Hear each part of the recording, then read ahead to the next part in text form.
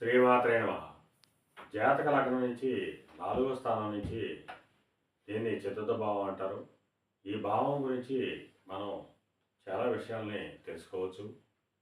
కుటుంబం గురించి, తల్లి గురించి, వాహన సౌఖ్యం గురించి, గృహం గురించి, బంధువుల గురించి, మనకు లభించేటువంటి భూ వసతి గురించి, అంటే ఉద్యానవనాలు కానీ, తోటలు కానీ, ఇంటిని గురించి, మనం మేడలో నివసిస్తామా లేదంటే సామాన్యమైనటువంటి గృహంలో నివసిస్తామా అనే విషయాల గురించి, అలాగే ఔషధాల గురించి,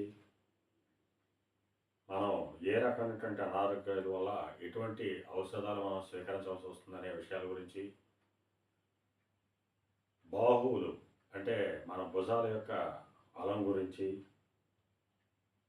పశు సంపద గురించి, స్థానచలనం గురించి,